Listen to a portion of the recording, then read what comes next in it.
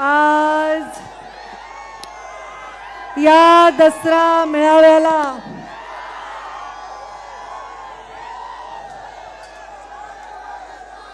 तुम्ही ठरवून आलायत की मला भाषण करू द्यायचं नाही काय? मला असं वाटतं बाकीचे जे वर काना कोपऱ्यात जे लोक आहेत, जे झाडावर चढलेत, त्या टावरवर चढलेत, त्या झाडावर टावरवर हे सगळे लोक स्वतः आलेले आहेत. मी तुम्हाला आणले का? तुम्ही जर स्वतः आला असताल, तुम्ही जर स्वतः आला असताल आणि भगवान बाबाची आणि या डोंगराची औलाद असताल तर तोंड बंद करा, तोंड बंद करा तुम्ही.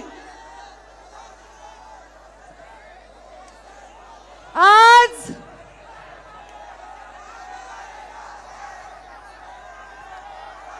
माझ्या दसरा मेळाव्यामध्ये पूर्ण राज्यातून लोक येतात, दरवर्षी येतात. पण मागच्या वर्षीपासून असं हलक्या वागणारे लोक तुम्ही काय यायलात? तुम्हाला जर भगवान बाबांवर श्रद्धा आहे तर तुम्ही असे धिंगाणा करणारे लोक हे माझे असूच शकत नाही.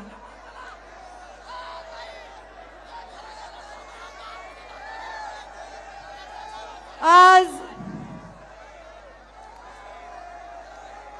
माझ्यासाठी, माझ्या भगवान बाबांसाठी आणि गोपीनाथ मुंडे साहेबांचा वारसा जगण्यासाठी आलेल्या प्रत्येक माणसाचं मी अत्यंत हृदयातून स्वागत करते. आणि भगवान बाबांनी सुरू केलेलं सीमोल्लंघन हे आज एवढ्या पुराच्या, अतिवृष्टीच्या, अत्यंत अडचणीच्या काळात देखील तुम्ही यशस्वी करून दाखवलंय. मी तुमचे मनापासून अभिनंदन करते. कारण सीमोल्लंघन ही एक परंपरा आहे, परंपरा. सीमोल्लंघन हा मेळावा नाही, आपला दसरा हा केवळ एक मेळावा नाही. डोंगर कपाऱ्यामध्ये कष्ट करणाऱ्या, ऊस तोडणाऱ्या, अत्यंत संघर्षाने उभे राहिलेल्या या साध्या साध्या फाटक्या माणसांचा हा कार्यक्रम आहे. मी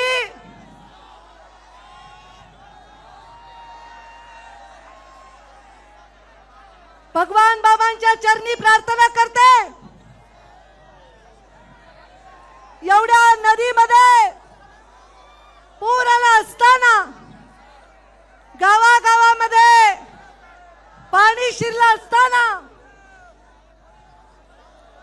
लोकांचे घर आणि संसार वाहून गेले असताना देखील तुम्ही एवढ्या उन्हात, एवढ्या अडचणीत, एवढ्या लांब आलात. आलात की नाही बुलढाण्यावरून? आलात की नाही जळगाववरून? आलात की नाही वाशिम वरून? आलात की नाही नाशिक वरून? आलात की नाही नगर वरून, पाथर्डी वरून, केज वरून, आष्टी, पाटोदा, बीड, शिरूर, सर्व महाराष्ट्राच्या काना कोपऱ्यातून तुम्ही लोक आलेला आहात.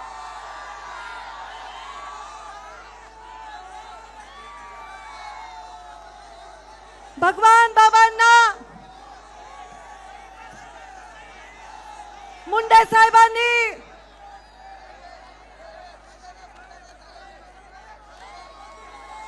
सिंदखेड राजावरून, बुलढाणावरून, देऊळगाव राजावरून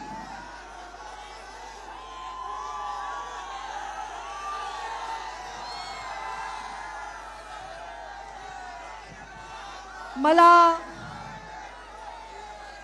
आजच्या या परिस्थितीमध्ये एकच बोलायचंय, एकच.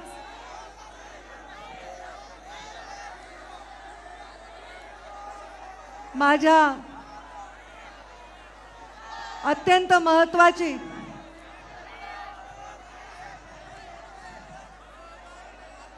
ही परंपरा, सोन्यासारखे माणसं इथे आलेत, सोनं लुटण्यासाठी आलेत. एक एक माणूस इथला, एक एक सोन्याचं नाणं खणकणारं नाणं. ते सज्जनासारखे गरिबासारखे बसलेत, ते माझे शब्द ऐकण्यासाठी बसलेत. ते आहेत गोपीनाथ मुंडेचे आणि पंकजा मुंडेचे बहादर सैनिक. आणि हे धिंगाणा घालायला आलेले मला काही वाटत नाहीत. माझ्या घोषणा देऊन तुमचा विषयीचं माझं मत बदलणार नाही. विरासत में संघर्ष मिला है, विरासत में संघर्ष मिला है तो जिद भी मिली है लड़ने के. चाहे जो भी हो, चाहे जो भी हो, डट कर आगे बढ़ने की. बदलू खुद को मैं क्यों, मैं विचारों की अटल चोटी हूं, मैं गोपीनाथ मुंडे की बेटी हूं. आज या लोकांचे संसार वाहून गेले. या गावामध्ये मी गेले, फाटके लोक बघून, त्यांचं दुःख बघून माझ्या डोळ्यामध्ये अक्षरशः अश्रू आहे. घरामध्ये सुखाचा घास सुद्धा माझ्या पोटामध्ये गेला नाही. आता isakal.com आहे देशातील नंबर 1 ची मराठी न्यूज वेबसाईट. प्रत्येक अपडेटसाठी isakal.com ला नक्की भेट द्या. पण एक मी या भागामध्ये बघितलं, या परिस्थितीमध्ये बघितलं की जाती पातीच्या आमच्यासारख्या पुढाऱ्यांनी केलेल्या सगळ्या चाकऱ्या, सगळे जोखड गळून पडले आणि माणूस माणसाच्या मदतीला धावून आला. दाखवा बरं तुमच्या बाजूच्या माणसाचा हात, पकडा बरं, पकडा बरं, हात वर करा बरं. शेजारच्या माणसाचा हात पकडा बरं, पकडा बरं, सगळे हात वर करा. आपल्या शेजारच्या माणसाचा हात पकडा, पकडा. असा समाज आणि अशी साखळी घडवण्याची आवश्यकता आहे. असा नेता आपल्या सगळ्यांना आवश्यक आहे.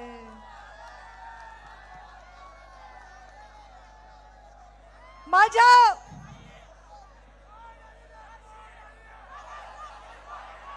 या लोकांचं दुःख बघून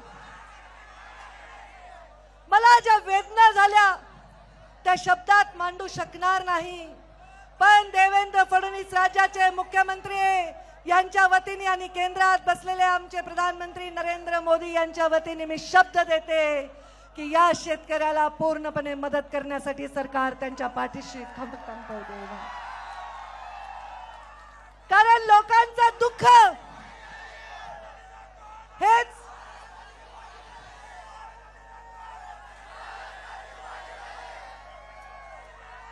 तुम्ही वाटोळं केलं पोरांनी. कोणाची सुपारी घेऊन आलात मला माहित नाही. तुम्हाला शरम नाही, तुम्हाला शरम नाही, तुम्हाला शरम नाही. जी शरम गोपीनाथ मुंडेंच्या नजरेत होती ना, कुणाचं वाईट झालं, ती शरम माझ्या नजरेत होती ना, ती तुमच्यात दिसत नाहीये. मला माझ्या घोषणा देण्याने तुम्ही पवित्र होणार नाहीत. तुम्ही कशासाठी आलायत हे मला कळलंय.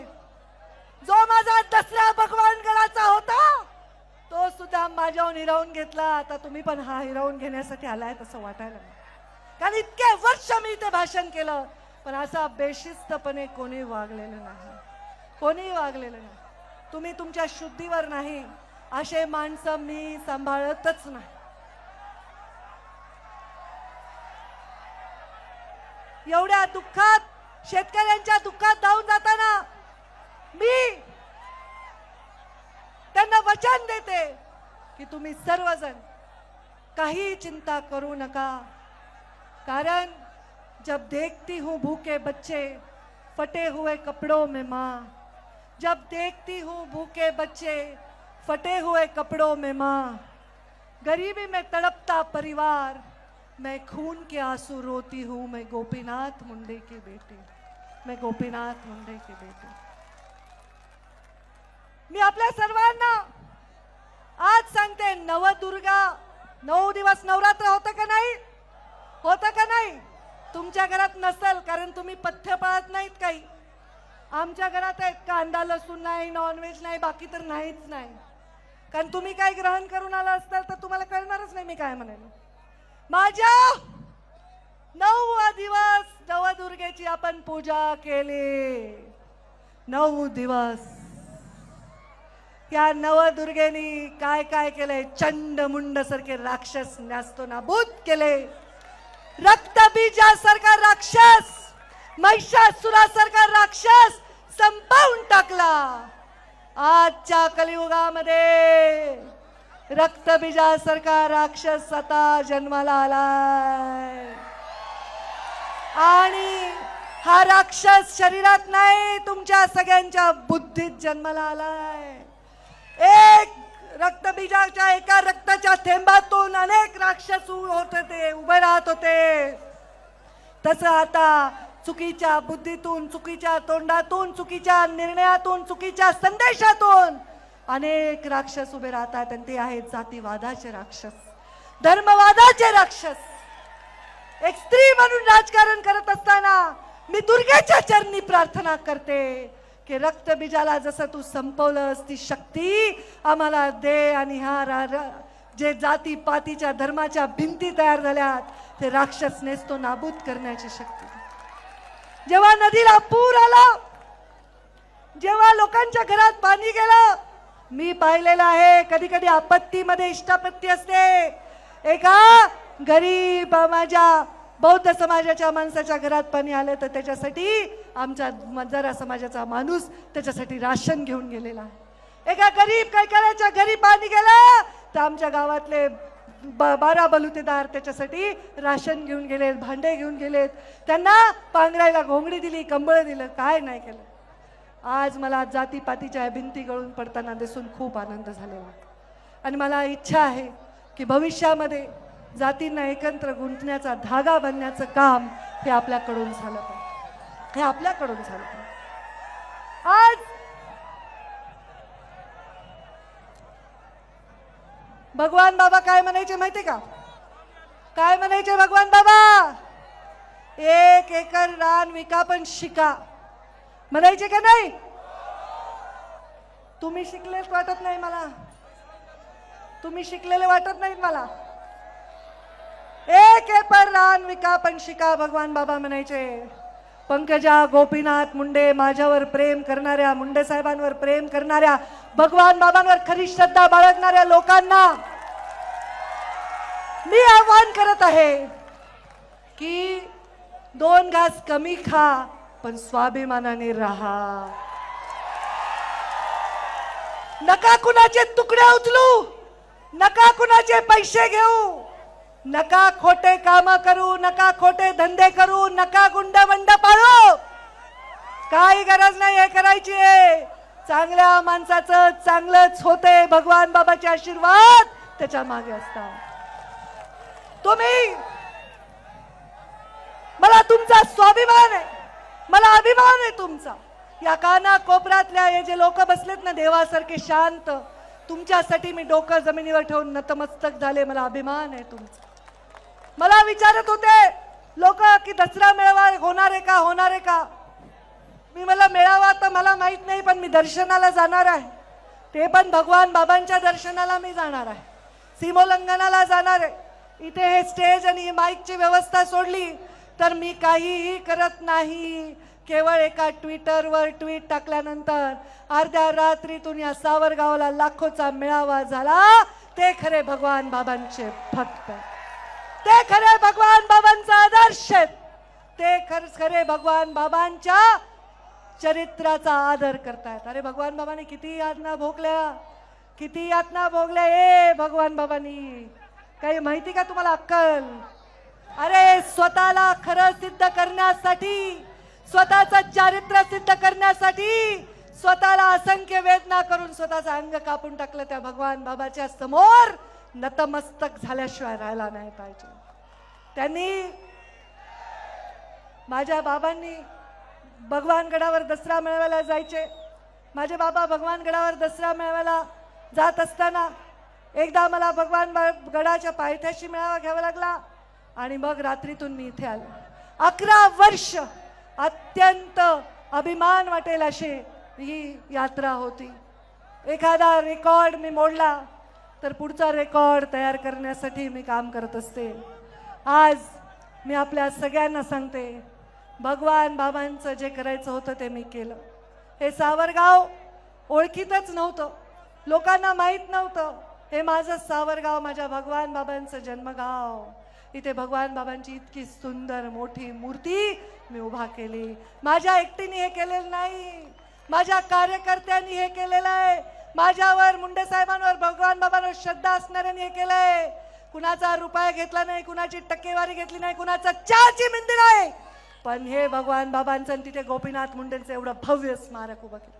सरकारी मदतीतून हे झालेलं स्मारक नाही आहे, या ऊस तोडणाऱ्यांच्या घामातून तयार झालेलं हे स्मारक. या स्मारकावर मी आपल्या सर्वांच्या उपस्थितीमध्ये एवढीच शपथ घेईन की मुंडे साहेबांनी जो मला वसा दिलाय, तो वारसा दिलाय, तो वसा आणि वारसा मी कधीही कधीही कधीही खाली मान घालायला तुम्हाला लावणार नाही. सत्तेत बसले असेल किंवा विपक्षात असेल, सत्तेच्या खुर्चीवर नाही, सामान्य माणसाच्या अगदी जमिनीवर बसलेली असेल, सामान्य माणसाचं हित हे माझ्या मनापासून कधीही दूर जाणार नाही. पंकजा मुंडे, गोपीनाथ मुंडेंचा वारसा चालवत असताना प्रत्येक जाती पातीच्या 18 पगड जातीच्या माणसासाठी लढणार आहे. काल आमचा बोराडे धनगर आरक्षणासाठी तिथे बसला. 2 दिवस तुमची बहीण तिथे त्याच्यासाठी बसून राहिली, त्याच्या तब्येतीची काळजी. गोपीनाथ मुंडे साहेबांनी मराठा आरक्षणाला समर्थन दिलं होतं, तेच आपणही मराठा आरक्षणाला समर्थन दिलंय.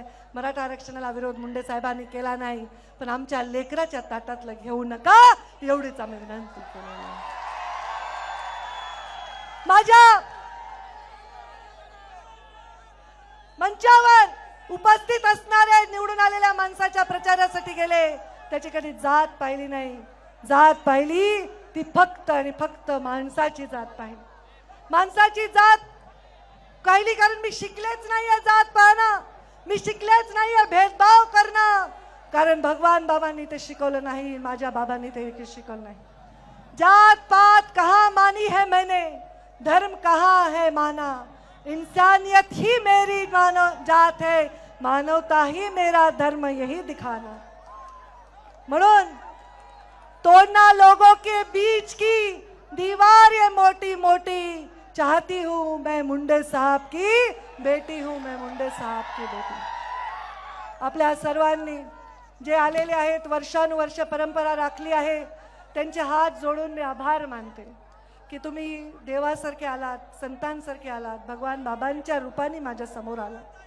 खरं सांगते, मी तुमचं दर्शन घेण्यासाठी आले. मला या सभेचा मोह नाही, या सभेवरून माझे विषय मांडण्याचा मोह नाही. माझा मोह एवढाच आहे की माझा समाज भुकेलेला आहे. महामानव बाबासाहेब आंबेडकर आणि महात्मा गांधी, आज त्यांची जयंती आहे. महात्मा गांधींना वंदन करते. महामानव बाबासाहेब आंबेडकर आणि महात्मा गांधींचा एक प्रसंग वाचनात आलाय. सत्य असावा असं ग्रहित करून सांगते की ते दोघं एका रूम मध्ये होते आणि महात्मा गांधी वेळेवर झोपले होते आणि बाबासाहेब आंबेडकर मात्र रात्रभर जागे होते. महामानव बाबासाहेब आंबेडकरांना महात्मा गांधींनी विचारलं, का रे बाबा रात्रभर तुम्ही का नाही झोपला? त्यांनी सांगितलं, माझा समाज झोपला आहे म्हणून मला झोप येत नाही. तुमच्या डोळ्यामधले अश्रू बघून मला झोप येत नाही, तुमचा संघर्ष बनवून मला झोप येत नाही. माझ्या प्रीतमनी रेल्वे आणली बीड जिल्ह्यामध्ये आणि आता मी पाणी आणल्याशिवाय मला झोप येणार नाही. सत्ता हो या विपक्ष, मैंने सच हमेशा कहा, सत्ता हो या विपक्ष, सच को सच मैंने कहा है. ताकत होकर भी सिर्फ सेवा ही दिखाया किया मजबूर जहां है. सत्ता हो या विपक्ष, सच को मैंने सच कहा है। ताकत होकर भी सिर्फ सेवा ही की है, जहां दिखा मजबूर जहां है। समाज मेरा भूखा है, मैं चैन से कहा सोती हूँ, मैं गोपीनाथ मुंडे की बेटी हूँ। आपल्या आलेल्या सर्व सज्जनांचे आभार, सर्व सोज्वळ लोकांचे आभार आणि आपल्या सर्वांना माझा मानाचा जय भगवान। उपस्थित असलेल्या सर्वांचे आभार व्यक्त केले जात आहेत। सन्माननीय आमदार मोनिकाताई राजळे यांचं आत्ताच या ठिकाणी आगमन झालेलं आहे, त्यांचे स्वागत आहे। सर्वांचे आभार। मोनिकाताई राजळे इथे आलेल्या आहेत, नमिता मुंदडा इथे आलेल्या आहेत आणि आमचे कायंदे आमदार आलेले आहेत। आमचे आमदार संजय केणेकर आले आहेत, आमदार नारायण कोचे आलेले आहेत, आमचे नाना करपे आलेले आहेत, धनुभाऊता आलेलेच आहेत आणि इथे उपस्थित असणाऱ्या सर्व लोकांना मला त्यांना बोलवता आलं नाही, त्यांचा सन्मान करता आला नाही, ते सगळे आलेले लोक मी त्यांचे आभार मानतो। देश विदेशातील प्रत्येक घडामोडींचे लाईव्ह अपडेट मिळवण्यासाठी आता साम टीव्हीच्या सर्व सोशल मीडिया प्लॅटफॉर्मला लाईक, फॉलो आणि सबस्क्राईब करा। तसंच सर्व नोटिफिकेशनसाठी बेल आयकॉन प्रेस करायला विसरू नका।